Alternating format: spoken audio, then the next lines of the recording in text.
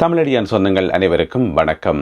யாழ் மாநகர சபையின் புதிய மேயர் யார்? யாழ் மாநகர சபையின் புதிய துணை மேயர் யார்? இந்த ஒரு கேள்வி இந்தியிலிருந்து கேட்கப்பட போது எல்லாரும் பரபரப்பாக இதை பற்றி கதைக்க போறீங்கள். ஏனென்று சொன்னால் தேர்தல்கள் அறிவிக்கப்பட்டிருக்கு, உள்ளூராட்சி சபை தேர்தல்கள் அறிவிக்கப்பட்டிருக்கு. எல்லாருமே மிகுந்த ஆவலுடன் எதிர்பார்த்து காத்திருந்த ஒரு சம்பவம், ஒரு அறிவிப்பு இன்றைக்கு நடந்திருக்கு. இன்றைக்கு காலமாக போட்ட செய்தியில் நான் சொல்லியிருந்தேன், உள்ளூராட்சி சபை தேர்தலுக்கான அறிவிப்பு எந்த நேரத்திலும் பெறலாம் என்று சொல்லி கொஞ்ச நேரத்தால் வீடியோ போட்டு கொஞ்ச நேரத்தால் அறிவிப்பு வந்துட்டுது. சரி, இலங்கையில் பார்த்தீங்கன்னு சொன்னால் மாநகர சபைகள், நகர சபைகள், பிரதேச சபைகள் என்று சொல்லி மொத்தம் 341 சபைகள் இருக்குது. இந்த 341 சபைகளில் 336 சபைகளுக்கான தேர்தல்கள் தான் இப்போ அறிவிக்கப்பட்டிருக்கு. அப்போ மிச்சம் 5க்கும் என்ன நடந்ததுன்னு சொன்னால் அதை பற்றி இந்த காணொலியினுடைய பிற்பகுதியில் பார்ப்போம். சரி, இந்த 336 சபைகளுக்கான தேர்தல்கள் அறிவிக்கப்பட்டிருக்கு. அதாவது 2 விதமான அறிவிப்புகள். ஒன்று எப்போ கட்டுப்பணம் செலுத்தலாம் என்று சொல்லி அந்த கால அளவும், மற்றது எப்போ வேட்புமனு தாக்கல் செய்கிறது, வேட்பாளர்கள் தங்களுடைய விண்ணப்பத்தை எப்போ சமர்ப்பிக்கிறது என்று சொல்லி 2 விதமான கால அளவு சொல்லப்பட்டிருக்கிறது. இந்த கட்டுப்பணம் செலுத்துவதற்கான கால அளவு இன்றைக்கே ஆரம்பிக்குது. உடனடியாக மார்ச் மாதம் 3ஆம் தேதி இன்றைக்கே ஆரம்பிக்குது.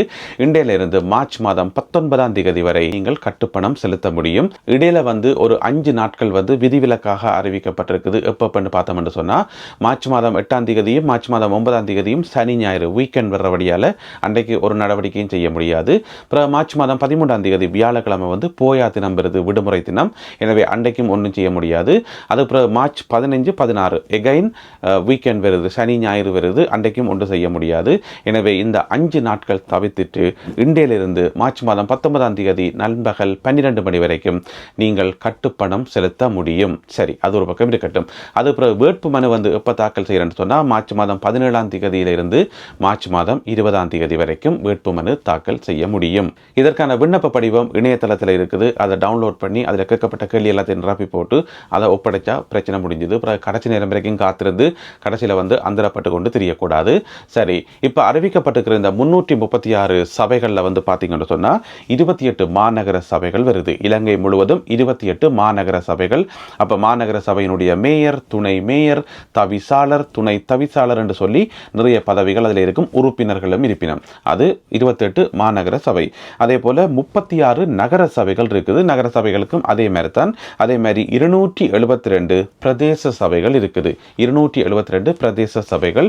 எனவே மொத்தமாக 336 சபைகளுக்கு இப்ப தேர்தல்கள் கோல் பண்ணப்பட்டிருக்குது. இதுல பாத்தீங்கன்னு சொன்னா 5 சபைகளுக்கான தேர்தல்கள் அறிவிக்கப்படையில. அந்த 5 சபைகளும் எதென்று பாத்தீங்கன்னு சொன்னா ஒன்று காலி மாவட்டத்தில் இருக்கிற எம்பிலிபிட்டி என்று சொல்லப்படுற ஒரு நகர சபை. அதுக்கு இப்ப அண்மையில தேர்தல் நடந்து முடிஞ்சபடியால அது இதுல சேர்த்துக் கொள்ளப்படையில. அதே மாதிரி மன்னார் பிரதேச சபை, தெஹியத்த கண்டி அம்பாறையில் இருக்கிற பிரதேச சபை, பூநகரி பிரதேச சபை, கல்முனை மாநகர சபை, இந்த சபைகளுக்கு தேர்தல் அறிவிக்கப்படையில. ஏனென்று சொன்னா இந்த சபைகளோட சம்பந்தப்பட்ட வழக்குகள் நீதிமன்றத்தில் இருக்குது. அந்த கடந்த காலங்களில் நடந்த பிரச்சனைகள் காரணமாக வழக்குகள் இருக்குது. ஆனா ஒரு விஷயம் சொல்லப்பட்டிருக்கு என்னன்னு சொன்னா, இப்ப அந்த தேர்தல் விண்ணப்ப படிவம் 14ஆம் தேதி சமர்ப்பிக்கத்தானே வேணும். 17ஆம் தேதியிலிருந்து 20ஆம் தேதி வரைக்கும்.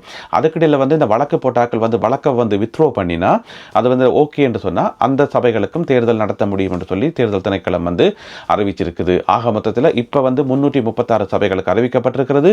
வழக்குகள் நிவர்த்தி செய்யப்பட்ட, வழக்குகள் தள்ளுபடி செய்யப்பட்ட 341 சபைகளுக்கும் தேர்தல் நடத்தப்படும்.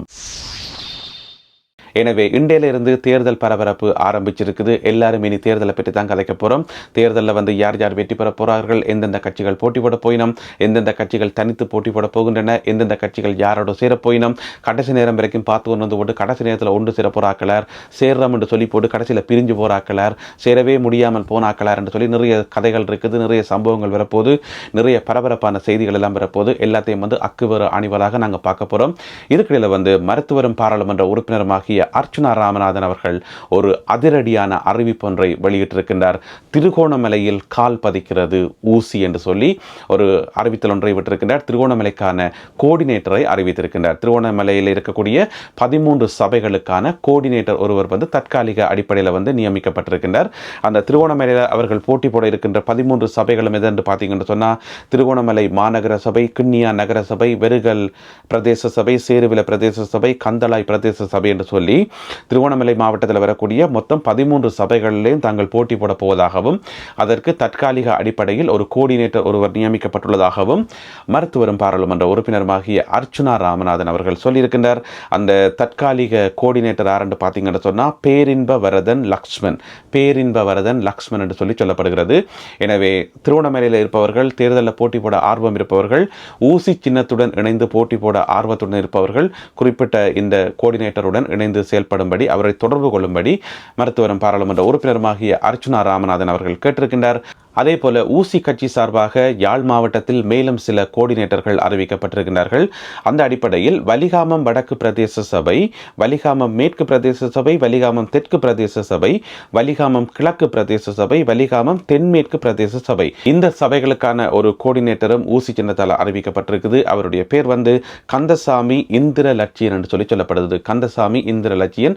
எனவே அவரை தொடர்பு கொண்டு இந்த சபைகளில் நீங்க போட்டி போட விரும்பினால், ஊசி சின்னத்துடன் இணைந்து பணியாற்ற விரும்பினால் நீங்கள் தொடர்பு கொள்ள முடியும் என்று சொல்லப்படுகின்றது. அதே போல சாவச்சேரிக்கு ஒரு கோஆர்டினேட்டர் ஒரு ஆள் நியமிக்கப்பட்டிருக்கிறார். அவருடைய பேர் ஜெகதாஸ் என்று சொல்லப்படுகிறது. இவர் சாவச்சேரி நகர சபைக்கு பொறுப்பாக இருப்பார், கோஆர்டினேட்டராக இருப்பார் என மருத்துவரும் பாராளுமன்ற உறுப்பினருமாகிய அர்ச்சுனா ராமநாதன் அவர்கள் அறிவித்திருக்கின்றார். அதே போல இன்னும் ஒரு சில தொகுதிகள் இருக்குது. வல்வெட்டித்துறை நகர சபை, பருத்தித்துறை நகர சபை, வடமராட்சி தென்மேற்கு பிரதேச சபை, பருத்தித்துறை பிரதேச சபை. இந்த பிரதேச சபைகளுக்கு பிரகாஷ் ஸ்ரீகண்ணன் உங்களுக்கு தெரியும், கடந்த முறை பாராளுமன்ற தேர்தல் நடக்கக்குள்ள ஊசி சின்னம் சார்பாக அவரும் போட்டியிட்டவர் பாராளுமன்ற தேர்தலுக்கு. எனவே அவர்தான் இந்த மேல் குறிப்பிட்ட இந்த சபைகளுக்கு நியமிக்கப்பட்டிருக்கிறார். இது இந்த காணொளி ஒளிப்பதிவு செய்யப்படும் வரை மருத்துவரும் பாராளுமன்ற உறுப்பினருமாகிய அர்ச்சுனா ராமநாதன் அவர்களால் வெளியிடப்பட்ட தகவல்கள். இன்னும் நிறைய இடங்களில் ஊசி சின்னம் போட்டி போடும் என்று சொல்லப்படுகின்றது. அதற்கான வேட்பாளர்களை தெரிவு செய்கின்ற பணிகள் மும்முரமாக இடம்பெற்று வருவதாகவும் மருத்துவரும் பாராளுமன்ற உறுப்பினருமாகிய அர்ச்சுனா ராமநாதன் அவர்கள் குறிப்பிட்டிருக்கின்றார். எனவே இன்றையிலிருந்து நான் சொன்ன மாதிரி தேர்தல் பரபரப்பு, அந்த தேர்தல் காய்ச்சல் எல்லாமே மிகுந்த பரபரப்பாக ஆரம்பிக்கின்றது. எனவே அடுத்து வரும் ஒரு மாசத்துக்கு பரபரப்பான செய்திகளுக்கு பஞ்சம் இருக்காது. எந்தெந்த கட்சிகள் யார் யாரோட சேரப்போகின்றன, என்னென்ன முடிவுகள் எடுக்கப் போகின்றன என்பதை நாங்கள் பொறுத்திருந்து பார்ப்போம். யார் யார் எங்கெங்கெல்லாம் போட்டி போட போகிறார்கள் என்பதை நாங்கள் பொறுத்திருந்து பார்க்கணும். அதே வேளையில் ஊசி சின்னம் திருகோணமலையில் போட்டி போடுறது மற்றும் பல இடங்களில் போட்டி போடுறது உண்மையில ஒரு அதிர்ச்சியான அறிவிப்பு தான் சொல்லணும். ஏன்னா குறிப்பிட்ட ஒரு சில இடங்களில் தான் அவர்கள் போட்டி போடுவார்கள் என்று சொல்லப்பட்டது பொதுவாக. ஆனால் இப்போ திருவண்ணாமலைக்கு போயிருக்கின்றார்கள். அடுத்து இன்னும் நிறைய இடங்களில் போட்டி போட போவதாக சொல்லியிருக்கின்றார்கள். இப்போ உங்கள்ட்ட ஒரு கேள்வி, யாழ் மாநகர சபையினுடைய அடுத்த மேயராக யார் வரணும் என்று சொல்லி நீங்க எதிர்பார்க்கிறீர்கள்? நீங்கள் எதிர்பார்க்கிற அந்த நபர் யார், அந்த புதிய மேயர் யார் என்பதை ஏனென்று சொன்னால் மக்களாகிய நீங்கள் என்ன நினைக்கிறீர்கள், உங்களுடைய மனசில் என்ன விதமான எண்ணங்கள் ஓடிக்கொண்டிருக்கிறன்றதை எல்லாரும் தெரிஞ்சு கொள்ளத்தானே வேணும். அதுக்காகத்தான் இந்த கேள்வி. மீண்டும் மற்றும் ஒரு காணொளியில் உங்களை சந்திக்கின்றேன். அதுவரை நன்றி, வணக்கம்.